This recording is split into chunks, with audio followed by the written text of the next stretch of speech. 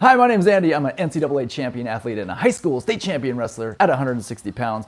But I have a brand new goal this year, and that's just to gain 2 measly pounds of muscle by Labor Day. And it's off to a great start. So what you're looking at here, I started my workout today with abs because I really wanted to hit my abs hard today. And a good thing to keep in mind is that you want to work out the muscle groups that are the most important to you first in the workout. There's a couple reasons for that. You have a lot of glycogen, and often you're doing compound lifts that require multiple muscle groups. So I was planning to do a killer ab workout today, but something got in the way at the end of the workout that completely derailed me. I'll get to that in a minute. Oh, another thing. What you're looking at here is only the last 2 sets of every exercise I'm doing in the gym. Because right now, I am focused on high volume. I've been doing 6 sets of 10 to 12 reps, and because of that, it's just too much stuff to show you. So I'm only showing you the last 2 or 3 sets. The ones that are really hard where I really have to work at it. In this one, I'm gonna talk about goal setting and reviewing goals because I just reached a landmark 2 days ago. That was St. Patrick's Day. I had planned to bulk into St. Patrick's Day. Now I'm gonna lean out into Labor Day. So that means about the first 30 days, I am going to gain weight and bulk and try to build muscle. And then the last stretch here, however many days this is left, I'm gonna lean out, get my body fat back down to 7 or 8%. And hopefully I will have put on 2 pounds of muscle when it's all said and done. I am a natural bodybuilder, and there's a little secret out there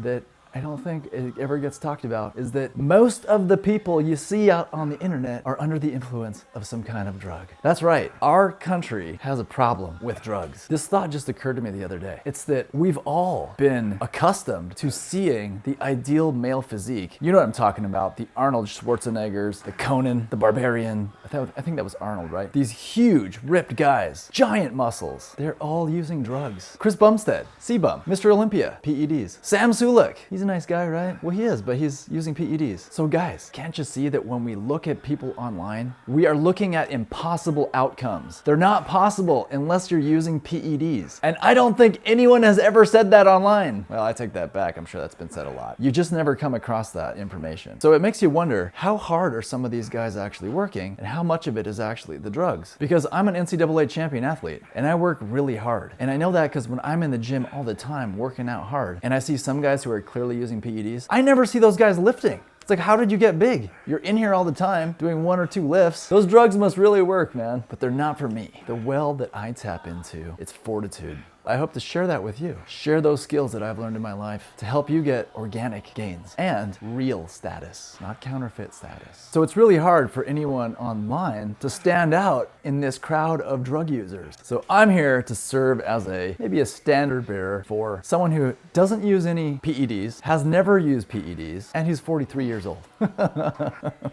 So despite that little rant, I am still following the bodybuilder diet and exercise routine to put on as much muscle as I can for what is safe and natural for my body. And we're talking about organic muscle, authentic muscle, not artificial muscle. But I do respect some of the guys out there like Dr. Mike Israetel, who has disclosed that he is using some sort of PEDs. He's got excellent information, along with some other influencers like Jeff Nippard, who's a natural. Man, I'm just a former athlete. I'm here to help you guys out because when I looked across the internet, I didn't see a whole lot of people who were clearly disclosing that they are natural talents and not enhanced with some PEDs. And so because I think that so many people are using PEDs, if you don't disclose that you are not, then you probably are. So let me tell you a little bit about my goals this year. So because it's harder for natural bodybuilders to gain muscle, I set a goal that was really small. It's only 2 pounds of muscle. Additionally, the closer you are to your genetic potential, the harder it is to gain more muscle. There's a law of diminishing returns when it comes to muscle gain. So my goal was to gain just 2 pounds this summer. And in doing so, I was going to gain weight, bulk up, have a calorie surplus into St. Patrick's Day from the time that I started. I've basically been going at this for 4 months, since December, eating about 500 to 1,000 extra calories a day. Now that is above your daily calorie allotment. And you can do those calculations yourself if you watch some of my other videos. The reason why you only eat 500 to 1,000 calories over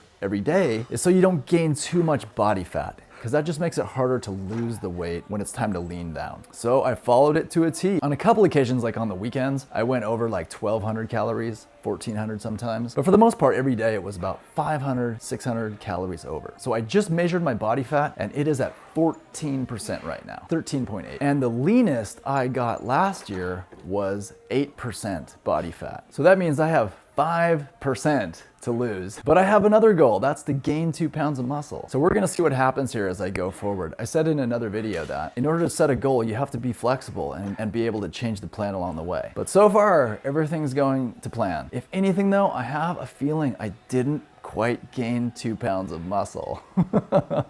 It's really hard. So I'm gonna start to lean up anyways. And the closer I get to my target body fat percentage, this is probably gonna be about 60 days away. I will determine at that point if I need to start doing a mini bulk and trying to put some more muscle back on and give myself enough time to lean back out into Labor Day. But we will cross that bridge when we get there. Today was a pretty cool day because I started off the first workout after the St. Patrick's Day weigh-in. And to be honest, my last video didn't perform very well, so I was kind of bummed out today. So I thought I would start off and do something different and start with abs. And it was one of those days where I just felt like everyone was like looking at me in the gym. Kind of a weird thing. If you've never done any filming before of yourself in the gym, other fitness influencers will probably understand this. But wow, it's just like a really weird experience. What happens when you're filming yourself is people just start to stare at you. It's like they've never seen a camera before in their lives. They stare at you, they peek at you, they look away when you're looking. It's like, what are you doing, man? Just, it's okay. You can talk to me if you want. Towards the end of my workout, I'm doing delt raises and my friend comes up to me to say hi and doesn't see my camera. I was thinking, oh geez, he's right next to it. I'm not gonna say anything because I might startle him and he might bump it. Well, it turns out he decided to put his backpack on right when I was talking to him and bumps the camera. It starts to tip and then he turns to look and it pushes it over even further. The camera hits the ground and then he